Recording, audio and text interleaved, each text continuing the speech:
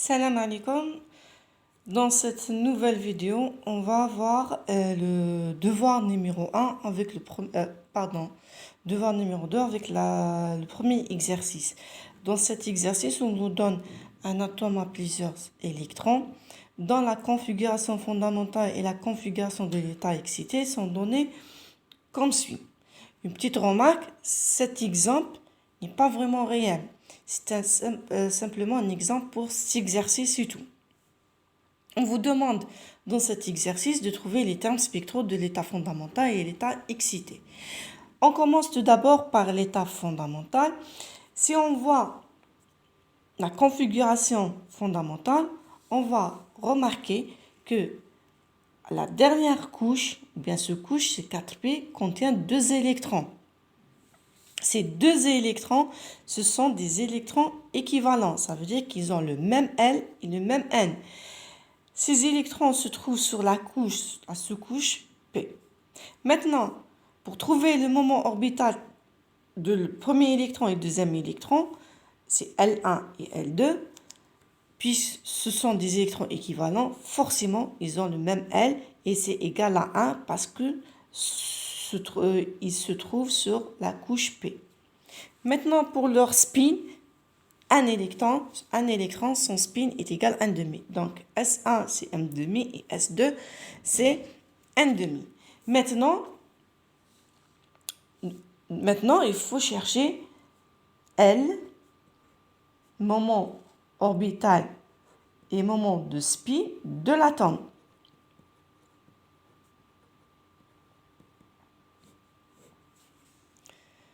On sait que L est compris, ou bien les valeurs de L sont comprises entre L1 moins L2 et L1 plus L2. Et la même chose pour le spin. S est compris entre S1 moins S2 et S1 plus S2. Voilà. Maintenant, L, les valeurs de L est compris L1 moins L2, c'est 1 moins 1, c'est 0. Ici, c'est 2. Et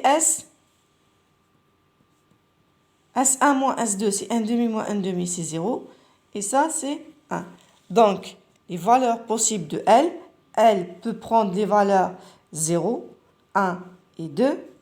Et S peut prendre les valeurs 0 et 1.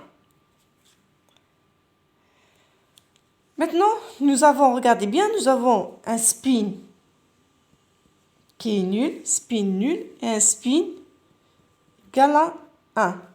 Spin qui est nul, il va nous donner une multiplicité 2s plus 1 qui est égale à 1. Ça va nous donner des états singuliers. Je vais écrire ici, état singulier. Ça veut dire que la multiplicité 1. Et pour S est égal à 1, il va donner une multiplicité de S plus 1 égale à 3. Il va donner état triplé.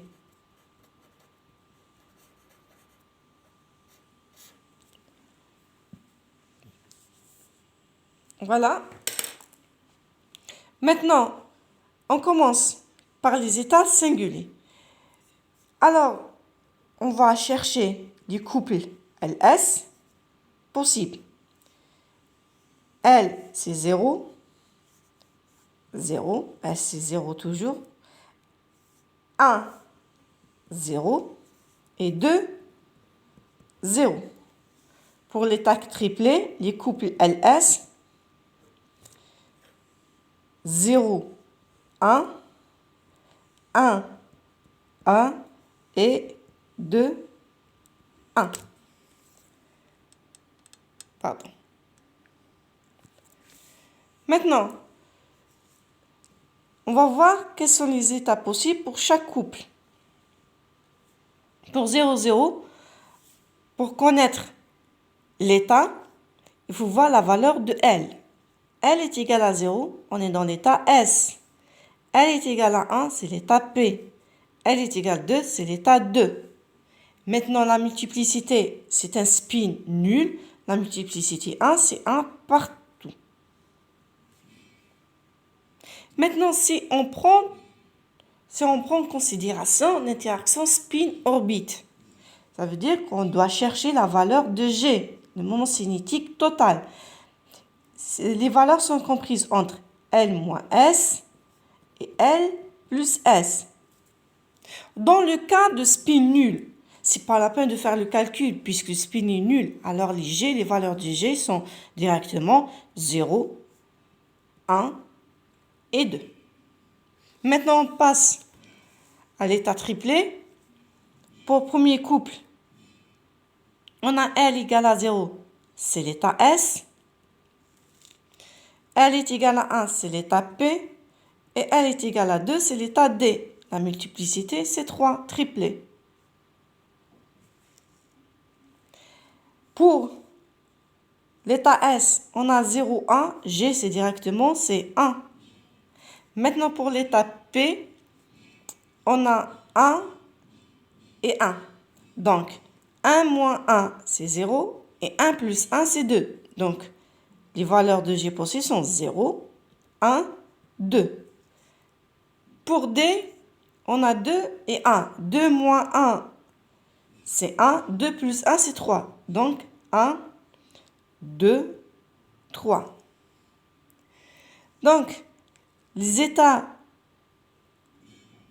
ou bien le niveau P et D vont donner naissance à 3 niveaux fins. Voilà. Maintenant, ce n'est pas fini. Ça, je suis en train de détailler la correction. Maintenant, ce qu'on vous demande exactement, attention, on a atome à 2 électrons équivalents. Si on a atome à 2 électrons équivalents,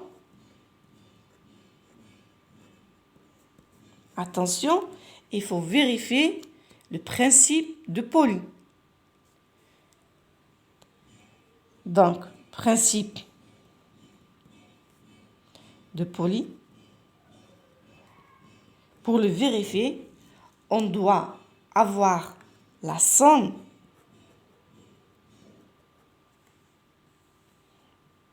L plus S doit être paire. Maintenant, parmi tous ces couples-là, je vais choisir les couples qui vont vérifier L plus S paire. On va le faire ensemble. On commence par les états singuliers. 0 plus 0, c'est paire. Alors, c'est possible. Je vais écrire ici, c'est 0, 0. 1 plus 0, c'est 1, impair. Non, refusé. Maintenant, 2 plus 0, c'est 2, c'est pair. État triplé, 0, 1, c'est 1, c'est impair. 1 plus 1, c'est pair, oui. 2 plus 1, c'est 3, c'est refusé. Maintenant, les couples qui vont satisfaire le principe de Pauli sont 0, 0, 2, 0, 1, 1. Et leurs états, c'est S1, 0. Et ici, c'est D1, 2. Et un état triplé, P3, 0, 1, 2. Voilà les termes possibles de la configuration fondamentale. Maintenant, on vous demande de trouver l'état fondamental. Pour cela, il faut appliquer la règle de Hund. Alors, je vais l'écrire. La règle de Hund permet de déterminer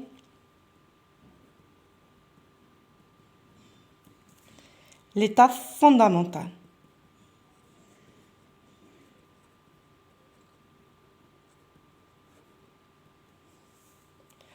Alors, la règle de Hund dit que l'état fondamental correspond à la multiplicité la plus grande, ça veut dire S plus grand, puis pour le moment orbital le plus grand, puis G, tout dépend ce qu'on a.